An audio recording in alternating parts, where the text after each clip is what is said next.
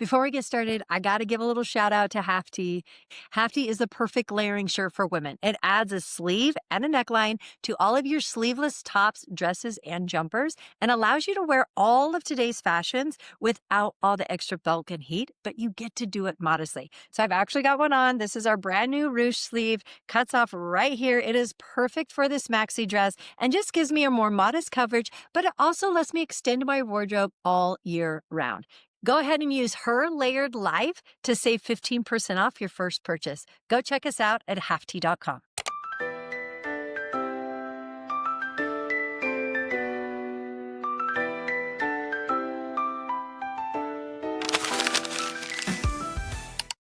Welcome to Her Layered Life, where faith, family, business, and the power of her influence come together. Because her life is layered and her influence can change the world. Today's guest, Mckenzie Bauer, is the co-founder of Thread Wallet, a company that started with a simple problem. Her husband lost his wallet and turned into a lifestyle brand loved nationwide. But beyond Thread, Mckenzie is also the visionary behind Female Founders Only, a movement dedicated to bringing women entrepreneurs together in genuine connection and collaboration. I met Mckenzie on the Female Founders Only trip in Glacier National Park, a trip that literally changed the trajectory of my life and business. It was there that this podcast was born and where so many of our Half-Tea collaborations came to life. Mckenzie doesn't just talk about supporting women. She builds spaces where it happens. She leads with intention, faith, and heart. So, Kenz. Wow, that's such a nice intro. Okay, you're welcome. Well, I love it. I meant every single word. Aw, thanks. You're welcome. Thanks for being here. Yeah, It's a I'm so Friday. We happy were to just be talking. here. That we would wanted to actually, like to take a nap on this big comfy couch. yeah, we were considering making this podcast like a sleep meditation podcast. It's Friday I afternoon. don't know how relaxing my voice is though. I think we can make it relaxing. You can do anything these days. Yeah, just like auto tune it to be like really relaxing. Yeah, we can make our voices anything we want. Can't make our faces, but we can try. Anyways, I want to start, kids. I want to start with Red Wallet. Start as a scrappy idea, Yes, and turn into a household brand. Take us Yeah. back, and I don't want to spend like all day on it, but I do think that there is power in this story, and I've read it before. Now I want to hear it. Okay. Start at the beginning. So my husband, we were living in, well, we were dating. We weren't living together. We weren't even dating. We were acquaintances living Okay. in Hawaii. I went to school out there and he was going to school out there at the time and he lost his wallet. And after he lost his wallet, he went online and, searching men's wallet on Google. And all he could find was just chunky bifold wallets. Annoying grandpa wallets. And he was like, that's not what I want. And so he started using a rubber band. Yeah, long story short. And then a few months later is when we became more than acquaintances. We started dating. And he presented this idea to me that he wanted to make a better rubber band. And he was in a class at BYU, I think, at the time. So he bounced back between BYU Hawaii and BYU Provo playing soccer. And he was in a class where they were talking about Kickstarter. And there were a lot of projects on Kickstarter that had been successfully funded for minimalist wallets. And so he was like, I'm not the only one that wants something like a better solution here. But they were all really boring, like white elastic or brown elastic, black plastic, brown leather. So he was like, there's got to be a better solution. And we put our heads together and came up with it. Love it. So that was the impetus. And so I sewed the first thread wallets in my childhood bedroom on my sewing machine, and the rest is kind of history. Right. Yeah. Right.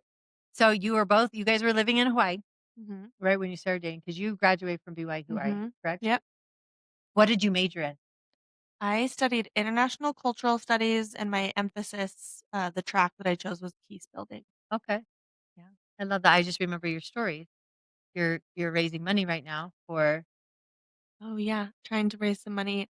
I love quilting, so I made a quilt, and I'm trying to raise money for the Otaku Day. I love it. Yeah, That's try to do very some fun little giving things on the side when I that's can. cool. Yeah, That's cool. fun. So nothing had to do your major had nothing to do really with Nothing. nothing. Nope. I mean, it did, but Well, not yeah, anything where it's your actually trajectory has interesting taken. because I've done a lot of like what led me from peace studies to business?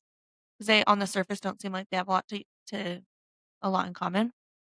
But I think deep down they actually do because what I loved about starting a business was the marketing. Like when I started the business with Colby, I gravitated towards all the marketing stuff, and that's what I took charge of was Mhm.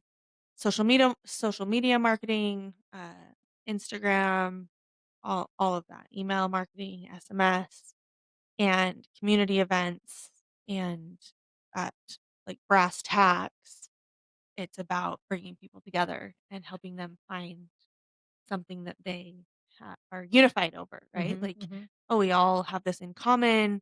We feel united over this idea and we feel bonded because of our shared love over this product or whatever it is, or this idea, this movement that thread has like sparked inside of us.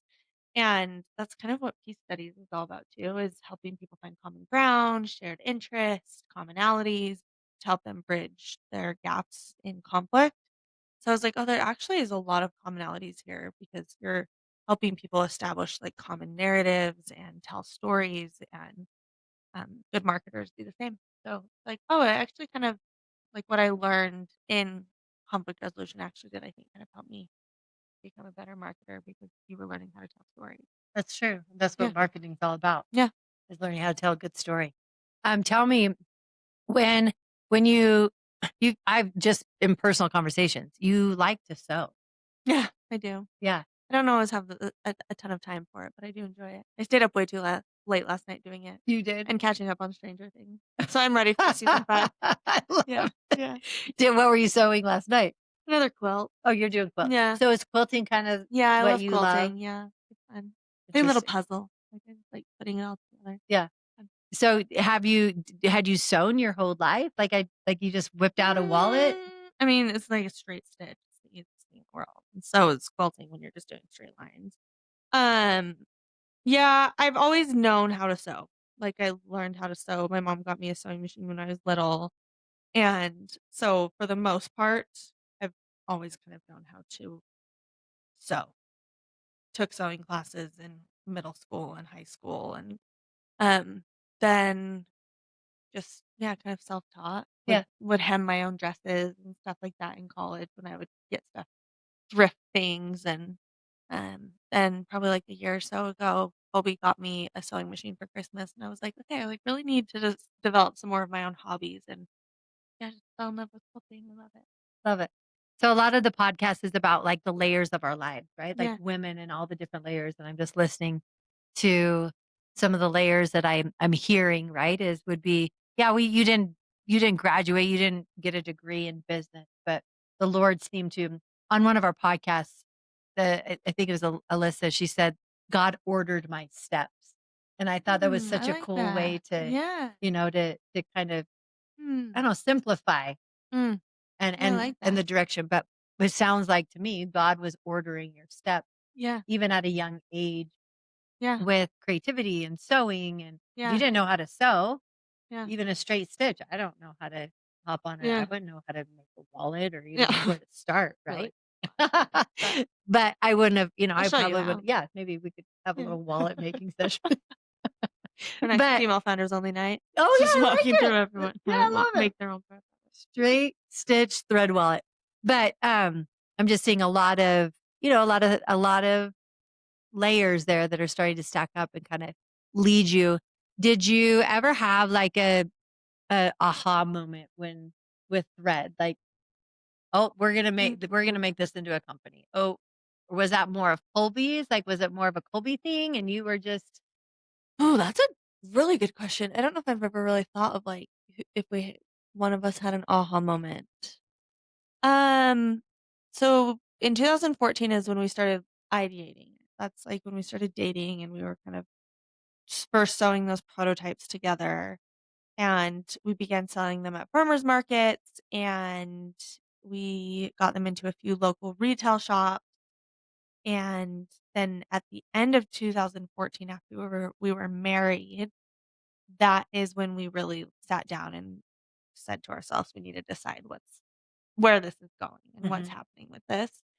And he had the choice to go pursue professional soccer or take over his dad's financial planning firm, Oh, okay. and we had those 2 options and the wallet idea, and we sat down and we were like, "Okay, well, if we could sell 10 to 15 wallets a day or 5 to 10, we could make, like, 50 to $60,000 a year," Okay. which for just the 2 of us, newlyweds, like, we could make that work. Like, I think that's we can get scrappy, and so we're like, "If there's any time to do this, it's now. We don't have kids, we don't have a mortgage, we don't have a car payment. Let's go for it. Let's see what we can make happen." So we did. And we started plugging away with it. We did a Kickstarter. We launched our website in May or early June of 26 or 2015, excuse me. And between the Kickstarter and our website launch, we probably did around 50 to 60,000 in those first like 6 months of Okay. business. And so we'd already met our goal. Yeah. And that's what we told ourselves. We're like, if we can just give it 6 months and do something significant with this, like prove to ourselves that this can work, then we'll keep going. And I think that was kind of the first like aha moment for both of us was like, oh, like the ball's rolling Yeah. here. Let's just keep going. Okay. Yeah. And that was like, I think we were both really excited to just keep pushing that boulder down the mountain to see where it went. Yeah. And look Yeah. at it. And yeah, look It's at it. kind of crazy, It huh? is nuts. It's Yeah, it's kind of crazy. wild. So that did I assume Thread grew faster? Just in the Yes. 6 months, it Yeah. was you were on track to do double what Yeah, yep, yeah, your and we little did. We small, finished yeah. that first year double what we said we want. Like we said, like 50 to 60,000 in the first year, and we did like 130,000 in the Huh. first year. So it was Awesome. like, okay, Okay, this is great, gonna work. this is gonna work. Love it.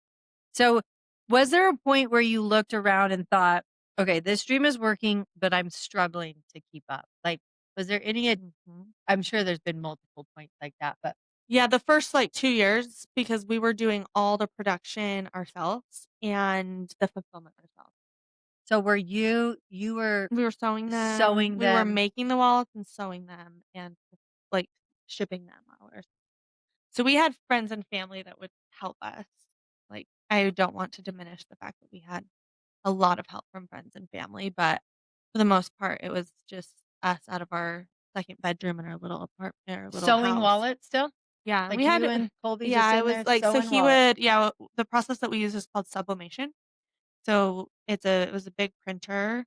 They Mhm. would print the designs on a piece of paper, and then my mom would cut the paper into like little strips, and then you'd have to heat press the paper onto the elastic, which Colby would do, and my brother would help. We had 2 heat presses, and then they would bring the elastic up to me, and I would sew them, and then we'd have to, like, cut off the extra strings and flip them inside out and put the, like, card inside of it and put them in a little plastic PVC bag, and then put them in our little inventory, and then we'd ship them.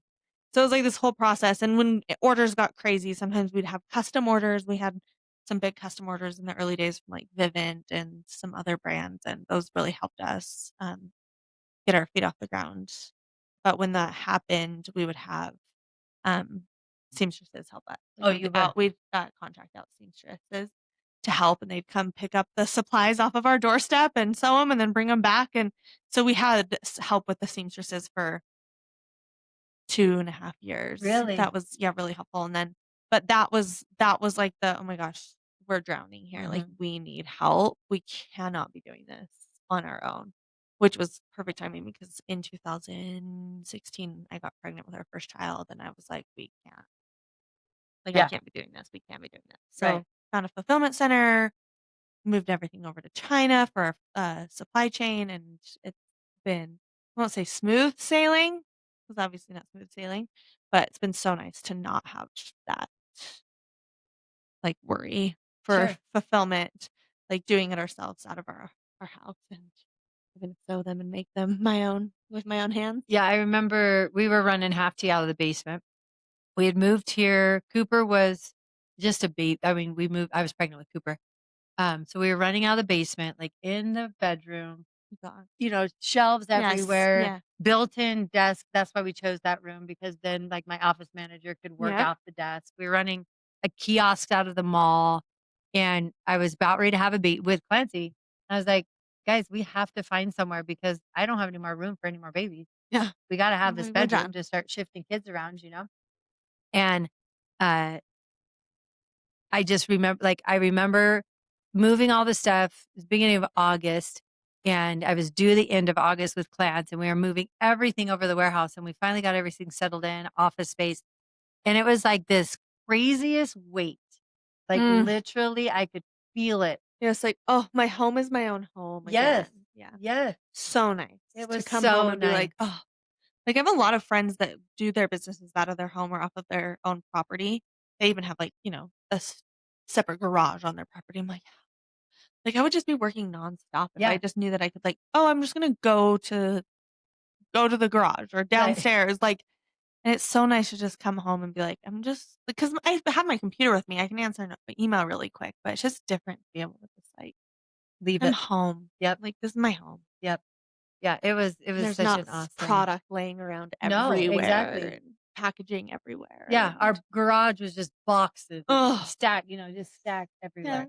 It's yeah. crazy, but it's so fun I and it's so know. You look powerful to back on know. those days with, like, so much fondness, Yeah, and I think it's important for every entrepreneur to experience to some level because then you know the process and you have a level of empathy for all of the steps that it takes. Like, when our customer service team is complaining about customer experience, I'm like, "I've been there. right, I've done it," right, or right. when there's supply chain issues, I'm like, "I get it." Like, Yeah, our team over right now is visiting some of our suppliers over in Cambodia, and I never sewed bags for our company. I just did the wallets, but they sent us a picture of some of our suppliers, and they were making the bags. And I was just like, "Man, so much respect for you guys because well, that's like to just sit at a sewing machine all day and just sew, and that's what you're doing, so yeah, mad respect." yeah. It's pretty incredible. It's pretty incredible to be able to be on the starting stages of things, to have your hands in. I remember I tell this story all the time, but the first shipments went out in Manila folders, Oh, yeah. Yeah. just Yep. and I Wrote wrote yep, everything. same. Yeah. And we'd, like, try to lay because our wallets have a key ring on it, and I'd, like, try to make sure the key ring laid as flat as it could because we just put 1 stamp on it so that it could go through the, just the regular mail, so Yeah. we wouldn't have to pay extra Right, postage. right, exactly. So it Did would be, you like, how are you 40 cents shipping? compared to, like, Were $3, you you know? just doing stamps then? Like Yeah, we one would try stamp? to. Yeah. And, I mean, then it wouldn't get tracking or Yeah, yeah, anything yeah, either, yeah, yeah. so that did not last long. But we tried to do that for the first, like, 6 Oh, months. So, yeah, funny. yeah, been there, done that. I love it. I love it. Okay, I wanna move off of, Thread because I do love that story. I wanna move into female founders only. Yeah, Um, do it. Kens was saying that she's been on this is her billionth podcast for Oh, wow. Thread, but she's super excited to talk about female founders. And just a little, if you're tuning in for the first time, female founders only. I went on a trip that Kens had organized up to Glacier, and I, Shannon had been. Well, actually, Princess is the one that first said you need to go to Costa Rica. She was like, you need to go to Costa Rica, right? Wasn't it Costa? Morocco? Oh, you started in Morocco. Wow. Okay. But I think that was the one that there was a rev cap, right? You had to have, yeah. And I was like, there's a rev cap. And I said, I don't think that we meet the rev cap. And then Costa Rica came about. That was right in the middle of basketball season. Anyways, but Glacier finally, Signed up. Princess had sent it to me. And then Shannon's like, hey, you need to come to this. I was like, I'm not going to it. Um, anyway, she's like, okay. And then she bugged me again. So ended up going to Glacier, because I am a woman in business. I've been in business for 17 years. And for my 17 years, I have not experienced good collaborative relationships between other women That's crazy to business me. owners. Yeah. So wild. I know it's wild. And I'm not sure. And I think some of it too is, I'm in a different stage now with motherhood where my kids are a little bit older, but when I was in the first 10 years, I was having, I had 3 more babies by the time I Yeah. had started. So by we started in 2009, 2009, 2009. You can say it like that. 2009. And at 2009. that 2009, at that point I had Cruz. So he was our 5th Okay. baby. And then we had 3 more. And I didn't have time to network, right? Like Yeah. I You're so really so in the thick of it. yeah, I was just in the thick of all of it. And I think at the time my business partner was doing a little bit more networking. And but the interactions that I was having were so limited, but they were very negative too. So I was like, I'm just going to do my thing. Yeah. I don't have time for this. So slowly, Princess and my team is like, Manny, you have got to get out and network. You have got to find your people. There's got to be people, women out there that have similar, just similar business strategies and things like that. And finally, so I made it to Glacier and Mm. I was blown away. I was blown away. So cool. Yeah, it was very cool. It was an incredible experience where women of all different business sizes, so there was no rev No. cap on Glacier. And all different business types too. Yeah, tons, Service-based, some yes. tech. Mhm. Yeah, Yeah. startups. Yeah. I mean, oh shoot, what's her name? Sangita? Yeah, Sangeeta, she was in starter mode where she Yeah. hadn't even started yet. So, um, anyways, it was very powerful and I loved it. And what happened is that what I recognized up there is that there are women that want to collaborate and want to create Mm. together. And that there are women that aren't gatekeeping info and, Mm. just waiting Yeah. for the demise of one so that they can feel like they can now Yeah. grow, Yeah. right?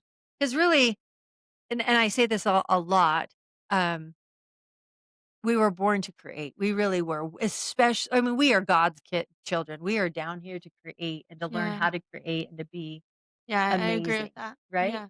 So that's an inherent God-given desire and but the world of business puts us into a very competitive state where Mhm. we think that because you've been successful, that gives me less opportunity for Yes. success, Yeah. right? Totally. And what I realize is that's just not the case and that there's a lot of women out there that, that think a lot like I do. And you are one of them, Mm. obviously. So I want to talk about female founders.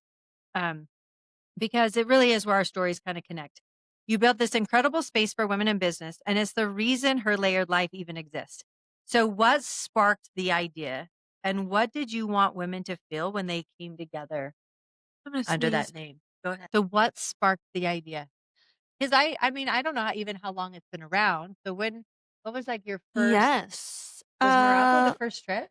You No, we did Glacier before Morocco. We did a Glacier trip before Morocco, yeah. Okay. Okay, what sparked Female Founders Only was I am a Forbes 30 Under 30 alumni, and that title sounds very wonderful and glamorous, but really nothing has come from it except for I got invited to travel to Israel with a group of Forbes 30 Under 30 alumni, a group of women.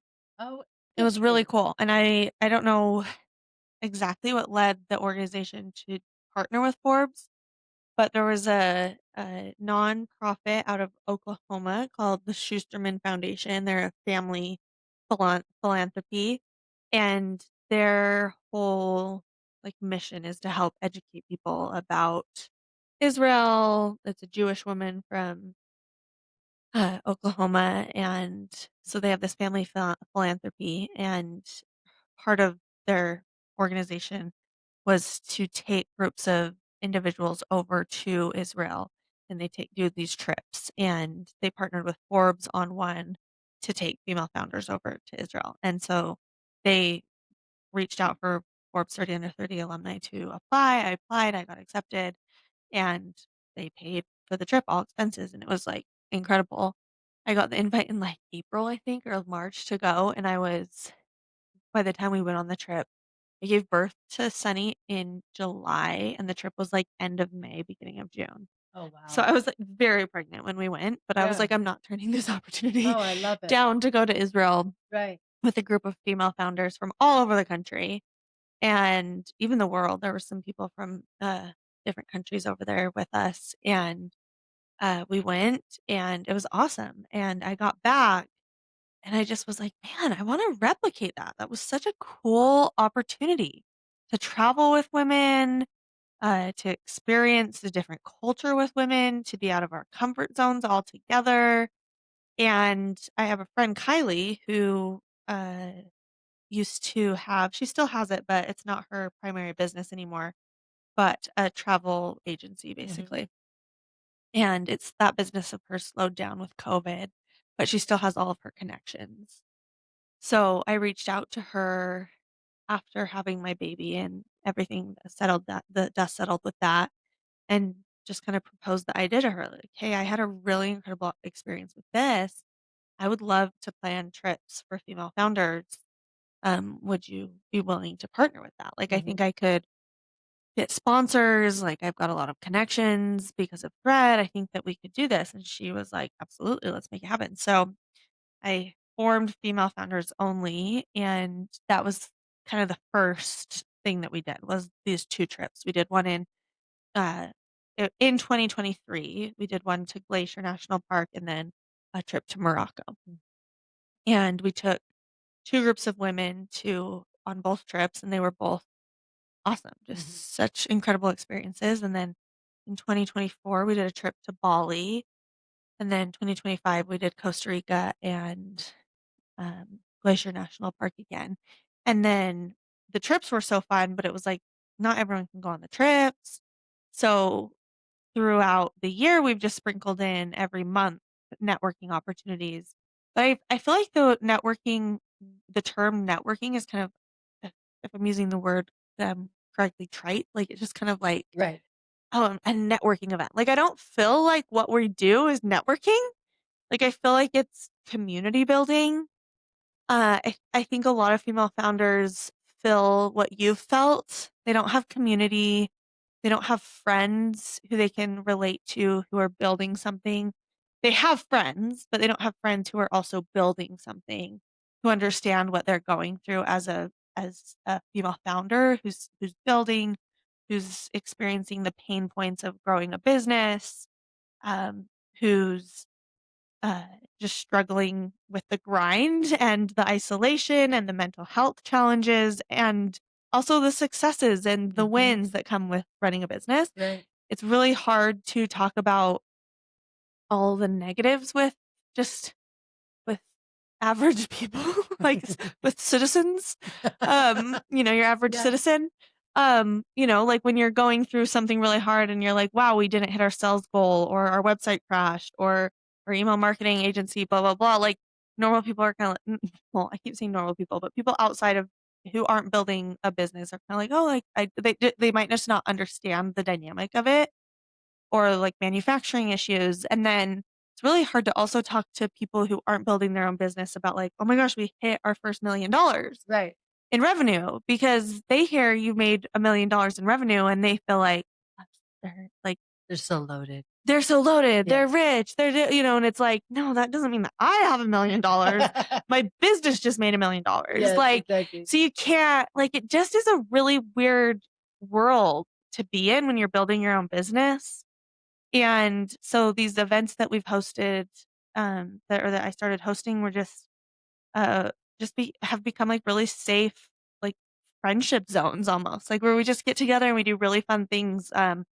We cold plunge sauna. We make gourmet gingerbread houses together. We do cookie making, like gourmet cookie making. We do cooking classes. We do, um, what else have we done? We've done so many things, like really nice dinners with homegrown chefs and Bailey, our friend Bailey, her husband has a paintball company, and so she's like, "We need to do a paintball Oh, how fun. night." And I'm like, Yeah. "Yes, paintballing, so fun." So just different experiences that take women out of their day-to-day businesses and get them with each other as friends to talk about their lives, but also their businesses, and it's just been really, really great. It's funny. I'm thinking about, what is it? Because my husband works in corporate, and networking or these functions, these types of functions, they're built into everything they do, Yeah. right? Golfing, right, golfing. I'm Golfing trying and to more think of golfing. like It's like more golfing. other And that's things that kind of they what do. this was like, I looked at what my dad has in his corporate life. It was like there were so many events set up for his success as a male in Yes. business, Yes. like all golfing events, like all these trips, like so many things. And then I like would look around myself as a woman in business and even being on LinkedIn, and I'd see all these like sales bros Mhm. going to like Mexico on sales trips, incentives, and like always going golfing together and like all these networking things that's like all around them.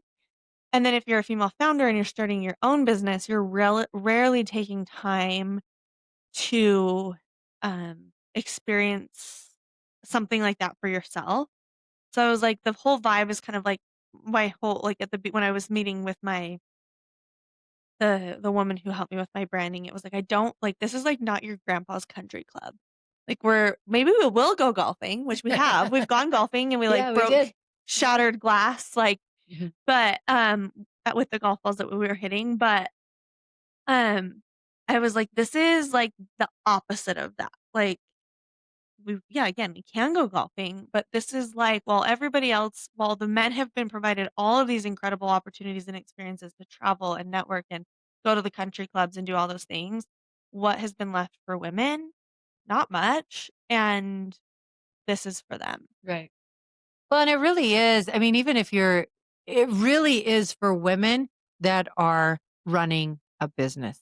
Because if you're a woman working in corporate, you're also being involved in Involved in all all of those those other, things, yes. right? Yeah, but if you're running your own business, you're Yeah, not you're in getting charge of invited to this, making those, yes. you And you're know? not getting invited to those things and you're not No, like, no, because they have a marketing company. I mean, Tyler's corporation has a travel, like a whole division of travel that literally every team thing that they're doing is yeah, all mapped out. It's all planned out by a yeah, division within. yeah, And at the end of the day, when you're the CEO in charge, if you want to have a company yeah. team bonding experience, we're the ones throwing it. We're Yeah. paying for it. Well, and if it's just you and 3 other people on your team, like, you're not the Exactly. one that's, yeah, like, that's kind of sometimes the last thing that you think about when you're building, Yeah. and you're not the one that's prioritizing that for yourself. Right. You might be giving things to your employees to, like, incentivize them and help them feel Yeah. needed and loved and taken care of, but, um, I wanted to make sure that female founders felt like they weren't alone in their journey. Right. I love it. And I do think that that's a powerful message, mostly because I think in anything, but I've found this a lot in running a business. You're exactly right. When your ups and your downs, there are very few people that are really, even my husband, he works in pharmaceuticals and he really is in charge of his little chunk of the Yeah. country, right? So as far as like feeling like you really own something but still part of a huge corporation, you you still you still don't get it because the marketing team he's getting big boxes of marketing Yeah. and, if budgets aren't being hit, he's still getting paid, Yeah. and it might not be bonuses any longer, Yeah. but there's a lot of pressure that comes with it. The problem is that you put yourself, especially because we aren't networking, which might be right, like Yeah. you said, but because we aren't networking and because we really, especially when you become a mother too, now we're splitting our time in so many different ways. You don't have time to go out and to network with other Yeah. women. And so you get yourself on this little island Yeah. and you feel like you've got to be the only person that has ever experienced, you know, a, a issue in business where you're not hitting numbers, or you also feel like there's no one to celebrate with ever either, because you can celebrate with your team, Yeah. but there's really not anybody to like be excited for you when you Yeah. do hit your $1,000,000 in sales. Totally. But Totally. the loneliness of it is very real. Yeah. And a lot of times I honestly think that's a lot of the reasons why so many women-owned businesses don't ever make it past, I think it's like 3% of women-owned businesses actually ever make it past actually it's lower than that. I'll have to Google it, but very, very low percentage of women-owned businesses actually make it past the $1,000,000 mark. Yeah. And I think a lot of it has to do with they're on a little island Yep. and we're Totally. just, you know chilling, thinking we're Yeah. the only women that have ever Ever suffered, experienced it. Yeah. ever done this before. Yeah. And when you start to talk with other Yeah. women-owned businesses, and even like business owners in general, Yeah. our stories, our ups Yeah. and downs are so similar, it almost becomes comical. Totally. It almost becomes like, I remember one time we got this whole like 20,000 pieces, whole garage full of half tees that were 2 inches longer. And so they in like almost you could tuck them in. 20,000 pieces. And we started digging into it, and that was our entire, I mean, that was months of Yeah. inventory, that's 60,000 back then. That was a lot of Yeah. inventory, a lot of cash flow. And come to find out, some some person that was some new guy down in the manufacturing facility thought it was weird that these shirts were so short. So just took it upon himself to lengthen the shirt, and we get it Yeah. was crazy. It was crazy. That is wild. I know. But crap like that happens all the All the time in time and to everyone. manufacturing. Yeah. Yeah, to Yeah. everyone. You're not Yeah. That's not some And rare. I think the great thing is like you can like there's so much to learn from everyone. Like female founders only isn't to say that like men aren't a part of the equation. Like I have phenomenal male mentors, but I think there's just something to be said about having spaces that are just safe for women. And some of the experiences that will illustrate that have been being on trips with these women where one of them recently is going through a divorce, or one of them is recently miscarried, or Mhm, having, other experiences like this that are very divorce isn't unique to just women, but hers, was to mhm. her. And the miscarriage was unique to this woman. And those are experiences that you're not going to be open with in a networking setting around a big group of men that Sure, you've never met. sure. But when you're around women who are also building, there's a level of vulnerability that you can say like, "Hey, and you're traveling with them and you're getting to know them and you're all um, out of your comfort zones and you just get to know each other in a different way." There's this really cool level of connection that happens where you can say like, "Hey, I'm going through this and it's so hard and I don't know how I'm going to make it through this because my world feels like it's been turned upside down, but I also have to keep my business alive. How do I do it?" And then there's other people on the trip that are also saying, "Hey, I've miscarried a child as well. Here's how you're gonna do it." Or, "Yeah, I've lost my husband too. Let me help you." Mhm, And that's, like, what's so beautiful about creating these spaces for women specifically is that you set up this community where women can have those conversations in a way that they couldn't in other networking settings. mhm. And work settings, right? Yeah. I love it. I love it. Well, the literally the trip to Glacier changed my life. I So love thank that. you. Thank you, Yeah. thank you, thank you. And for me, it wasn't networking. It really was about connection. And again, I kind of go back every quarter we have our big all call meetings where the whole team comes together and we use strengths and weaknesses of the company. And every single time they're putting up their, a strength for Half T, a strength for this company is when Amanda gets out and networks. Oh, And I love that. it is. It's It is, good to get the I push. think It's so grew up with my grandparents and my family always saying it's not what you know, but who you know, Yeah, absolutely. and I really believe that in business, that it's It's like, so true. you can know all the stuff, but if you don't have any connections, then what you know is pretty much void. Right, it's true. Like, yeah, connections and being able to have them help you open doors is so important. So, that's again why I wanted to start this is if I can help open any doors for anyone because of what we've experienced with Thread, then I wanna make that happen, so And you do, and oh, you thank you. really do. So, I'm glad that you've had so many Yeah, connections come because of it. yeah, it's been great. It's been really great. So I want to go into, so I've talked to kids about this. Um, and you know that as women, when one of us wins, it really does mean all of us win. And honestly, when we're losing together, right? One of my favorite sayings is you're only as strong as your weakest link. That's like Mm. a favorite sports analogy that it Yeah. doesn't matter how good your top player is. If your last player that has to come in at some point comes in and they're not where they need to Mm. be, it really does affect everybody. But um, something that I've learned or I've really leaned into personally, especially as we started thinking about, I really started thinking about the economics. of business, right? The economics of women-owned companies. And I started doing some digging. I called Ken's because I was on fire when everything started to kind of come together. And what the whole, not the whole point, but what a large part of her layered life too, and this whole B2B collaboration that we're doing with different companies, women-owned businesses, is to help each other grow together, Mm. but also to recognize that women-owned companies, our customer base is the same, right? Like, Yeah. we are all creating most of the time, women-owned companies are creating products that make women's lives easier, Yes. right? Yeah. Yeah. More convenient. Yep. It's economical. Yep. A lot of companies are trying to make the economics of life, of living, motherhood, family life, I'm thinking about Beehive Mills with the lease and even Yeah. Tobeak. They're just different people that have been on Tobeak, a bag that's meant for mothers to Yeah. pack Yeah. easier, faster, better. Thread, a basic wallet that's just meant to keep what you need. Yeah. And now you've expanded into so many other different pieces of backpacks. Like all the kids got thread backpacks this year for school. But the importance of knowing what businesses are women owned.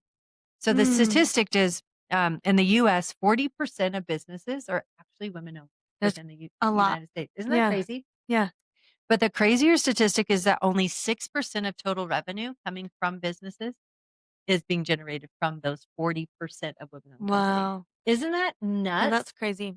Now, I mean, I think there's dynamics there as women. I say all the time, guys, if I had a wife, I could go and work 70 hours a week, and Yeah. the wife would be home making sure Yeah. everything is Yeah. taken care of at home, right? And I do think we do approach our businesses differently, right? With Mhm. different standards, values. I'm gonna be the one that chooses to go to the classroom and be with the kids Yep. if they need a Yeah, women volunteer. are like 8 I think it's 8 times more likely if both parents work, women are 8 times more likely, 7 to 8 times more likely to be the one that leaves their work to accommodate children's Yeah. needs. Yeah. Which I'm totally fine with. Yeah. Yeah, I'm But it totally just fine with yeah, it. we are Yeah. yeah, there's just a difference in how things are run. Yeah. And that's great. I'm not, and that for me saying that, I'm not like, I wish my husband would step up. That's where I want to be, right? And I think generally speaking, that's the Yeah. reason is because we want Yeah. to be the ones that they call, Yeah. and we want to do that. It's just our natural given desires. But um, the point is to all of this is that still women are making 70 to 80% of all consumable Mm. the choice what they're going to buy, right? 70 to 80% of consumable purchases are made by women. Mm. And so we're choosing where 80% of all of this revenue that is Yeah, being women have the generated. buying power. Yeah, we have it. And so the the the the part that I really wanted to really lean into is how do we get women to support women, not only with female founders, business to business collaborating, right? Yeah. But how also because I don't think women uh, we don't even know what are the businesses out there that are women owned, right? We just think, oh, I got a birthday party that I need to go buy a present for. I'm going to run to Target, run to Yeah. Walmart, maybe hop on Amazon. But I Yeah. really believe if we knew more, knew more businesses that were Mm. women owned, and then we really started to talk about, hey, just a little more intention, Yeah. a little more planning, Yes. I that love this. the I love economic, this. strength that we could bring into our communities is powerful what we could do. So if we took there's another statistic too out there that I was researching on that it seems about 2% of all money spent, it goes into women-owned businesses. Mm. That's, it's about $1 trillion. But if we just took that 2% Yeah. and just tweaked it to 5%. We're not talking like shift your entire Yeah. strategy of Yeah. shopping, Yeah. right? Tiny little tweaks. We're talking out of $100, 10% is what, 10? So Yeah. taking $5 out of every 100 Yeah. and tweaking it into women-owned companies. Yeah. The numbers are Yeah. staggering as to how much money and rev we could Yeah. really drive into women-owned companies. So just with that being said, the other side of it too is that women-owned companies are far more likely, like I think 65% more likely to be giving back to Mhm. communities. Yep, to reinvest in their Yes, communities, philanthropic endeavors, yeah, exactly. So you're totally. not only supporting a company, Yeah, but you're also supporting your your community. communities Yeah, when you support women-owned businesses. yeah, And then on top of that, we generally tend to yeah, hire more women. yeah. You know, what's so funny is my friends all know me, and I will every now and then some people are like, "Don't ever search your name on Reddit." But I every now and then I just go on Reddit to just, like, make sure that I'm, remaining unscathed on there. Just, like, what are people saying? And I have. I'm actually very proud of myself that Colby and I have built a company and culture that has remained unscathed on Reddit. That is pretty impressive, honestly. Yeah, yeah. Because if you there's lots of Utah companies that have been through the ringer on Reddit about their company cultures and all the things. So just every now and then, I'm, like, just kinda, like, keep in check, like, "Is anyone saying anything negative? Like, do we need to do, like, little gut check here about what people are saying about us?"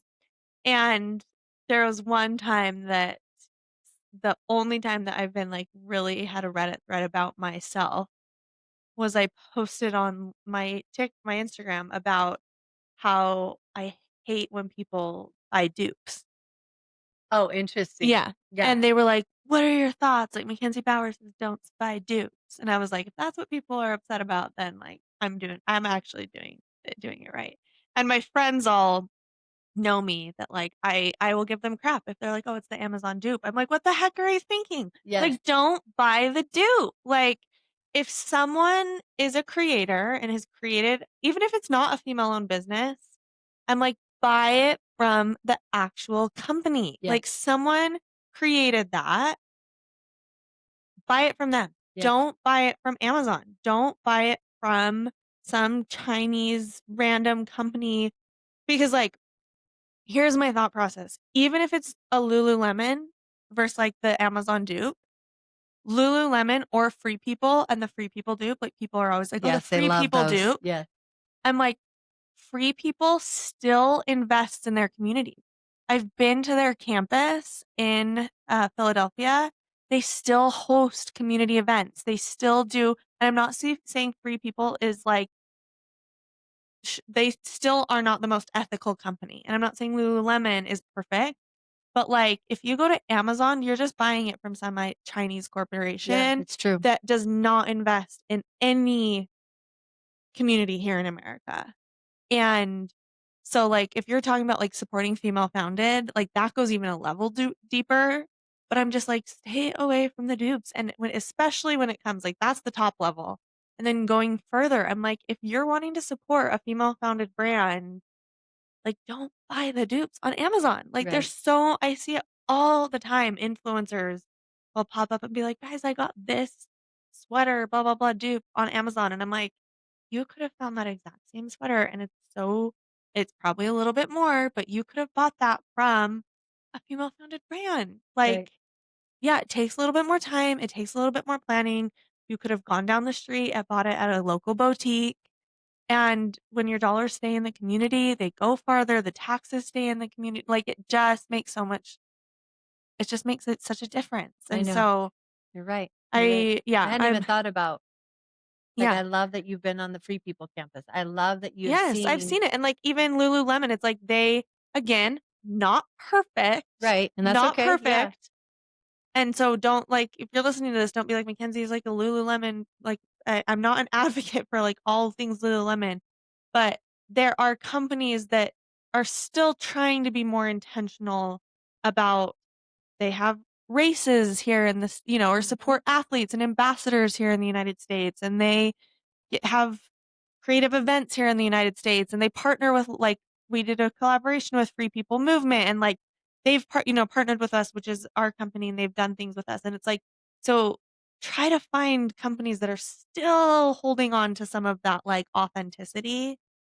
And when you're buying the dupes or you're not supporting small businesses or female owned, it just kind of just a shame. Like, It's so come true. on. It's wasteful, and if you're gonna buy something, try to buy it with intention, I think. I love it. I love it.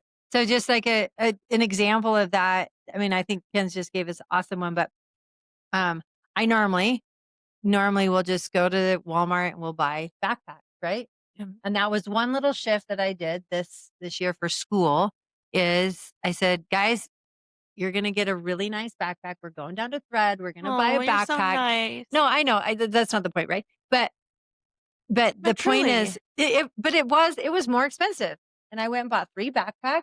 And I said, kids, you're getting a nice backpack. This is going to last for 2 years, which it did, which they will, because it's not a nasty ghetto backpack from Walmart, right? It's a I really hope so. nice You'll have to let me backpack. know I'll let you how know it how holds they up. compare to Walmart's.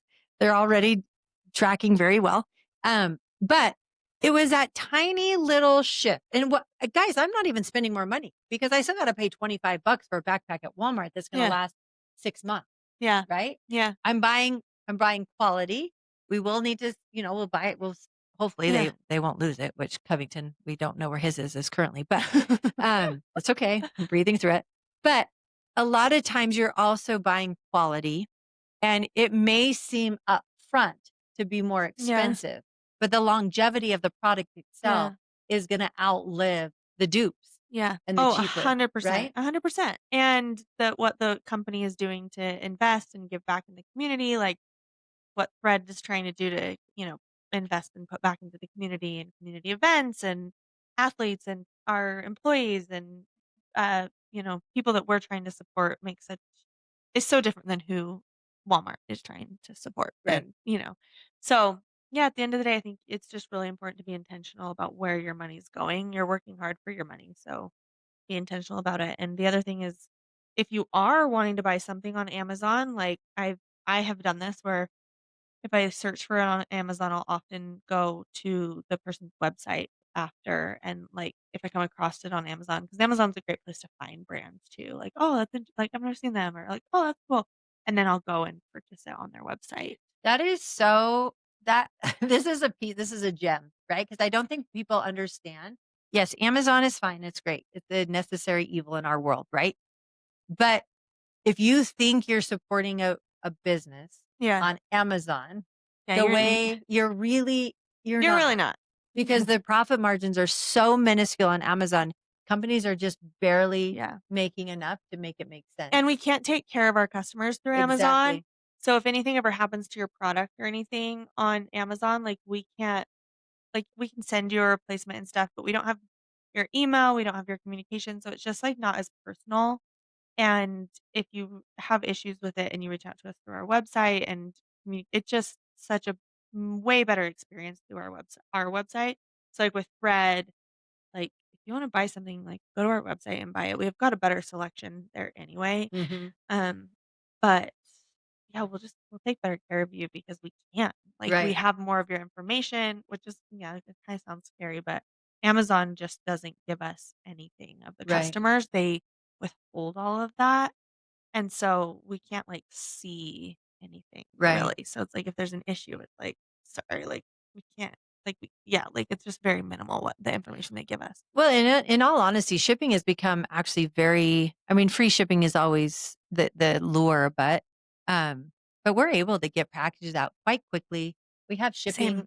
shipping is if you buy X amount, which is you're Yeah. probably going to do it anyways on Amazon, Yeah. you get free shipping. There's Yeah. lots of ways to still support small, and that would be kind of my plug is yeah, go look on Amazon.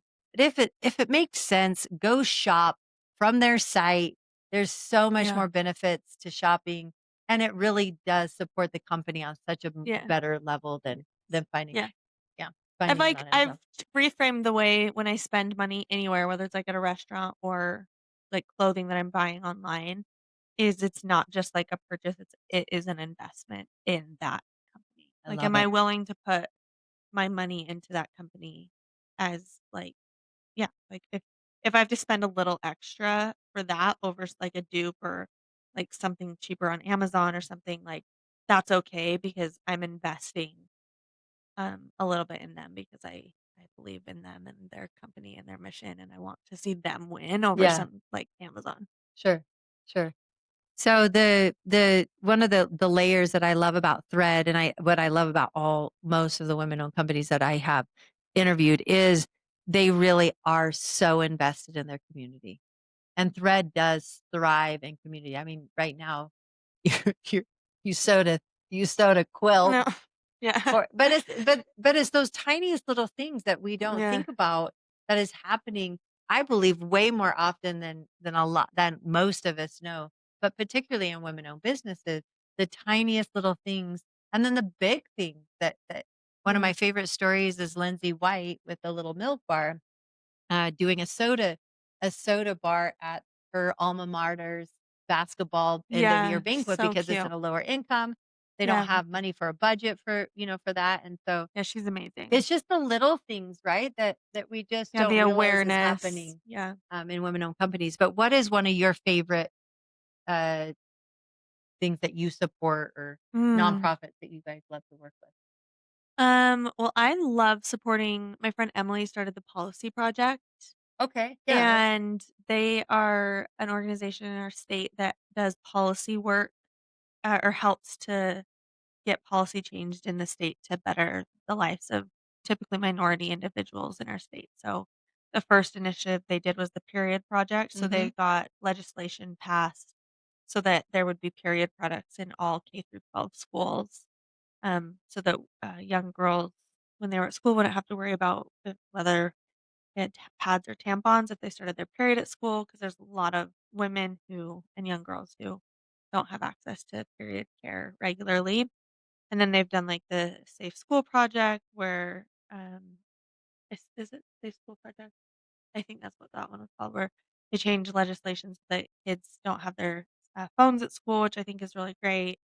Um, or they, like, have to put them away, and, the Teen Center Project, which has opened up teen centers, which have, like, laundry facilities, pantries for homeless teens, homeless hmm, youth, so that at school, the teen can come and, like, wash their clothes and shower and grab food so that they have, like, a safe place to be taken care of, and I think that's beautiful. So that is like, if I had $1,000,000 to give to an organization today, that's where that's where you I would would go. give it. Yeah.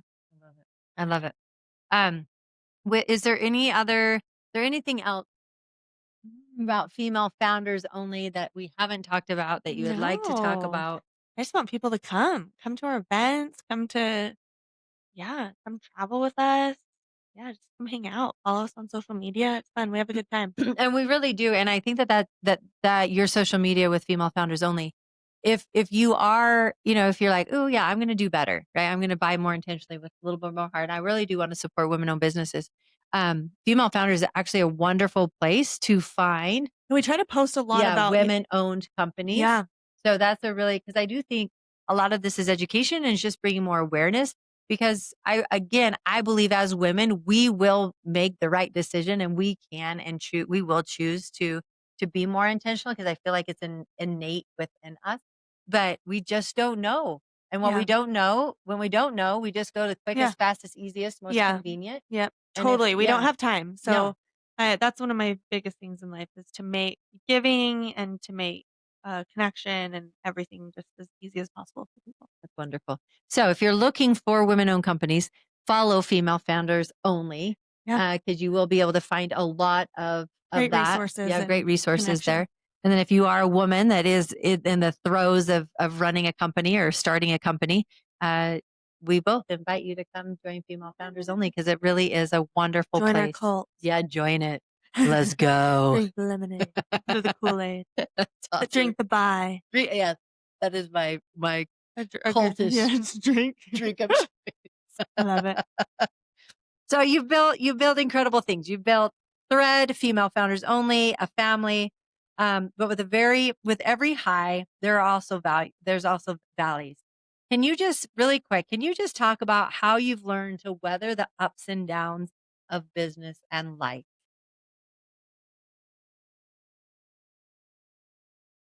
Yeah, weathering the ups and downs. I've just tried to keep a level head. Like, I feel like I have, I grew up very religious and have a very strong testimony of Christ. And I think that that's helped me keep a level head. Like, just that it's all going to work out. Yeah. Oh, and most problems aren't actually that big. as long as the people I love are alive. Right. That's Yeah. true, huh? So it's like, we'll get through it. It's Yeah. all gonna be okay.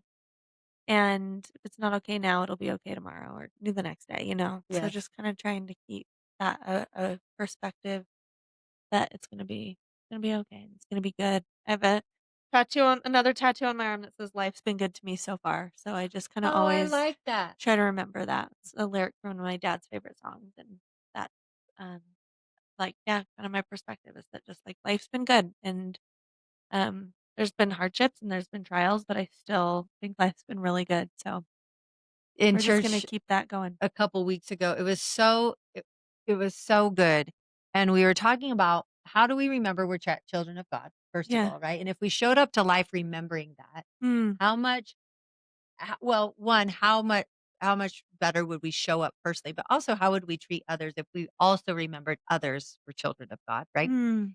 But, and then the other half of it was feeling God's love. Like, how do we feel God's love? And how, Mm. when we aren't feeling as close to God, what do we do? And it was kind of like a wow session, right? Mm. And then all of a sudden it clicked into this one of my favorite women in the world. She says, sometimes it's not about having new experiences with feeling God's love. Sometimes it's about remembering I love that. how you Yeah. have felt God's love Yeah. in the past. And I love that saying, Yeah, life's been good. life's been good to me so far, which is a Yeah. testament to you knowing, hey, we've been through a lot of things that we Yeah. weren't sure how they were going to Yeah, end, but it's still been really good. but it's been good. Yeah, and we've made it through, so we'll just keep chugging along. I love it. I Yeah, love it. And remembering that God has already answered so many questions, totally. solved so many Totally. problems. Yep. And anyways, I love that. That's wonderful. Okay, we'd like to end with a little rapid fire. Okay. So little questions. Um, a phrase or mantra. Well, you have to choose another one. We already talked Talk about that. about life's been good to me so far. Yeah. Okay. Yeah. We That's my mantra. that's your Okay. mantra. But a phrase you've been living by right now. My phrase that I've been living by right now is, um, "I keep my side of the street clean." That's, like, my, uh, phrase that I've been this past year. It's just that, like, I worry about my stuff. Like, I try to keep the best take care of my mental health. I try to keep care of my stuff, and then everything else will fall into place. Oh, I love it. Yeah. I love it. Okay. One woman who's inspired your journey. Ooh.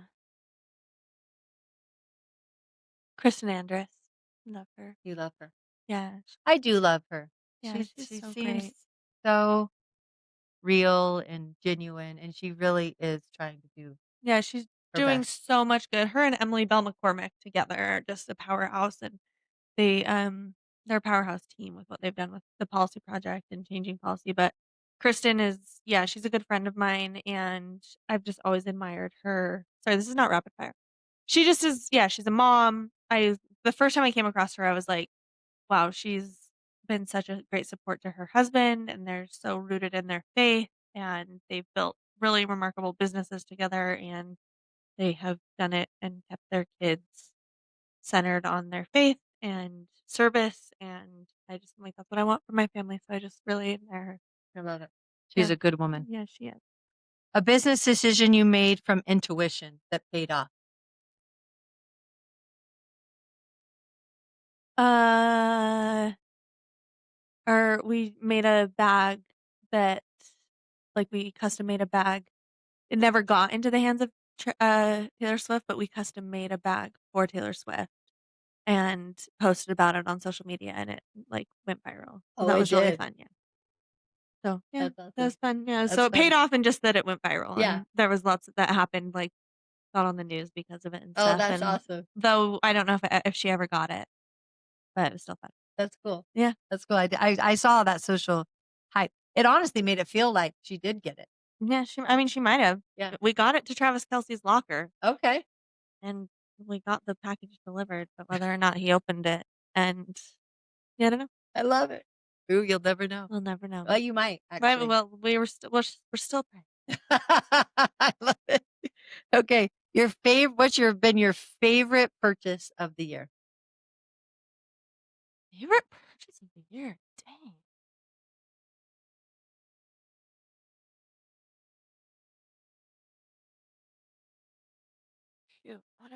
what do I use?